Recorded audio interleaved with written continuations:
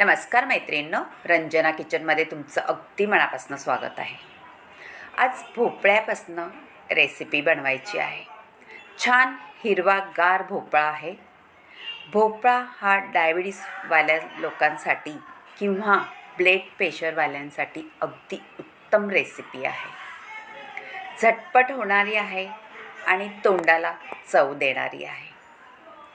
आपण भोपळ्याचे अनेक पदार्थ बनवतो, पण ह्या पद्धतीत तुम्ही कधी करून पाहिलाय का? नक्की पाहिला नसले तर व्हिडिओ संपूर्ण पहा. भोपळा स्वच्छ धुवून कापून घेतलेला आहे साली सकट. साल काढायची नाही. एक टोमॅटो कापून घेतलेला आहे बारीक. मिरच्या थोड्या उभ्या कापून घेतलेल्या आहे. कांदा कापलेला आहे. लसूण, आलं हे आपल्याला मिक्सरच्या भांड्यामध्ये बारीक करायचं आहे. त्यामध्ये मी कोथिंबीरच्या काड्यासुद्धा घालणार आहे आणि थोडीशी स्वच्छ धुवून घेतलेली कोथिंबीर घालणार आहे. आणि मिरच्या वाटायच्या नाही, फक्त आलं, लसूण आणि कोथिंबीर. कढई ठेवून द्यायची आहे गरम करायला. त्यात आपल्याला 2 चमचेभर असं तेल घालून घ्यायचं आहे. तेल घातल्यानंतर गरम झाल्यानंतर आपल्याला फोडणी द्यायची आहे. ती आहे छान अशी जिरी, मोहरी तडतडायला लागले पहा, म्हणजे आपलं तेल छान गरम झालेलं आहे. आता हिंगही घातलेला आहे. कांदाही घालून घ्यायचा आहे आपण कापून घेतलेला. आणि कांदा बारीक कापायचा मैत्रिणींनो, छान असा, म्हणजे त्या पदार्थामध्ये घोळला जातो व्यवस्थित. आता परतून घेतल्यानंतर पुढची प्रोसेस करायची आपल्याला. भोपळा हा फ्रेश आहे, गावठी आहे आणि कोवळासुद्धा आहे.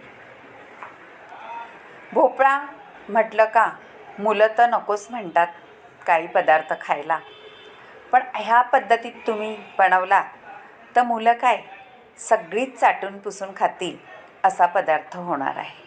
आता आपण कोथिंबीर, आलं, लसूण ह्याचा थोडा ठेचा करून घेतलेला आहे, तो सुद्धा परतायला घालून घ्यायचा आहे. व्यवस्थित परतून घ्यायचा आहे, म्हणजे त्याचा कच्चेपणा निघून जातो.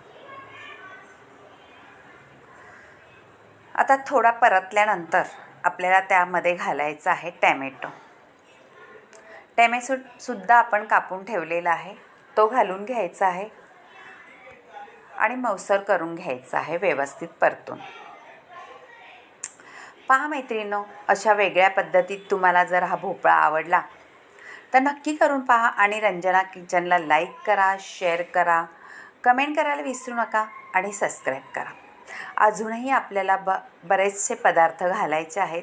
ते पदार्थ आपल्या घरीच आपल्या सगळ्यांकडे असणारे आहेत. अशाच पदार्थ घालून छान आपल्याला रेसिपी बनवायची आहे. आता चण्याची डाळ अर्धी वाटी होती, ती भिजत घातलेली 1 तासभर.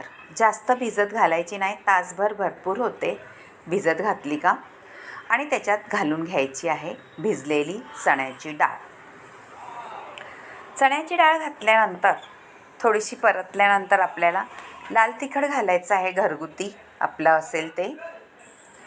थोडासा गरम मसाला घालायचा आहे, धणा जिरा पावडर घातलेली आहे, हळद घातलेली आहे आणि चवीनुसार आपल्याला मीठ घालून घ्यायचं आहे. मैत्रिणींनो, शेवटपर्यंत व्हिडिओ पहा. आपल्याला शेवटला एक पदार्थ घालायचा आहे, तो अगदी महत्त्वाचा आहे ह्या रेसिपीमध्ये. त्या पदार्थामुळे आपल्या रेसिपीला इतकी छान चव येते का कधीही तुम्ही जर वाटलं तर ह्याच पद्धतीने तुम्ही भोपळा करून पाहाल, अशी भन्नाट रेसिपी होणार आहे. आता मसाले सगळे आपले घोळून घेतलेले आहे व्यवस्थित आणि चण्याची डाळसुद्धा परतून झालेली आहे. मीठ, चणा डाळ आणि मसाले, आता भोपळाही घालून घेतलेला आहे. आपल्या रेसिपीला छान पाणी सुटणार आहे मैत्रिणींनो. भोपळा म्हटला का त्याच्यामध्ये भरपूर पाणी असतं. भोपळ्यामध्ये फायबरसुद्धा जास्त प्रमाणात असल्यामुळे आपल्याला पचन होण्यासाठी सुद्धा हा भोपळा काहीही होत नाही, पोटाला छान पचला जातो आणि पौष्टिक पदार्थ असल्यामुळे आपल्या शरीराला तेवढाच उपयोगी पडणारा भोपळा आहे. आता हलवून घेतल्यानंतर आपण झाकण ठेवलेलं आहे. पहा, वाफेने छान अशी पाणी सुटलेलं आहे आपल्या रेसिपीला. झाकण ठेवूनच आपल्याला शिजून घ्यायचं आहे. जर तुम्हाला पाणी जास्त हवं असेल ह्या भाजीमध्ये तर तुम्ही वरून पाणी घालून घेऊ शकता, नाहीतरी वाफेवर छान शिजली जाते डाळ आणि भोपळा. हे पहा, चण्याची डाळ थोडीशी निबार आहे म्हणून आपण अजून थोडं झाकण ठेवून शिजून घेणार आहे. वाफेवरची कोणतेही पदार्थ छानच होतात. हे पहा, अजून पाणी सुटलेलं आहे आपल्या पदार्थाला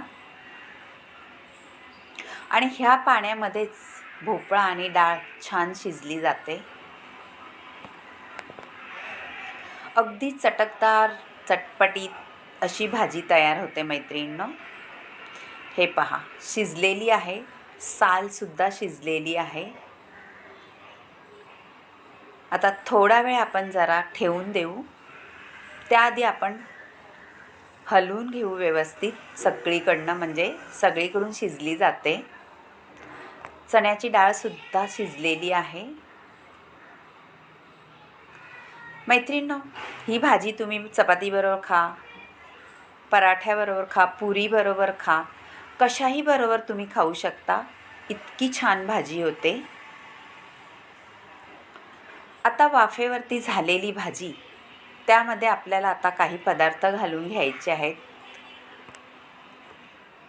हे पहा, सुंदर कलर आलेला आहे भाजीला आणि आपल्या भोपळ्याचा कलरसुद्धा डाऊन झालेला नाही. छान हिरवीगार साल तशीच दिसते मैत्रिणींनो.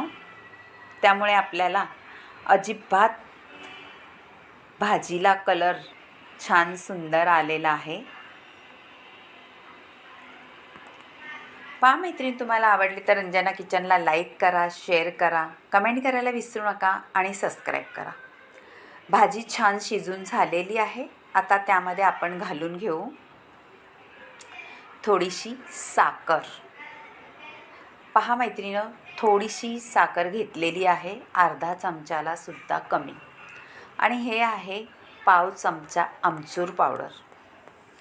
आमचूर पावडर घातल्याने आणि थोडीशी साखर घातल्याने आपल्या भाजीची चव अगदी वेगळीच, म्हणजे छानच लागते. वेगळ्याच चवीची, वेगळ्या पद्धतीची ही भाजी नक्की करून पहा.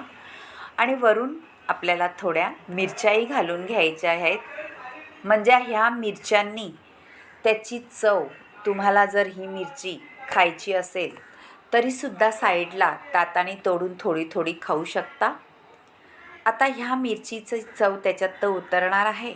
आपण थोडी आता कोथिंबीरही घालून घ्यायची आहे, म्हणजे कोथिंबीरीची सुद्धा चव भारीच लागते. त्यापूर्वी आपण थोडंसं झाकण ठेवू मिरच्या घातल्यामुळे. हे पहा, मिरच्यासुद्धा छान घोळल्यात त्याच्यामध्ये. आता कोथिंबीर घातल्यानंतर आपली भाजी रेडी झालेली आहे. नक्की करून पहा आणि रंजना किचनला लाईक करा, शेअर करा, कमेंट करायला विसरू नका, सबस्क्राईब करा. बाय बाय मैत्रिणींनो, भेटूया पुढच्या रेसिपीत.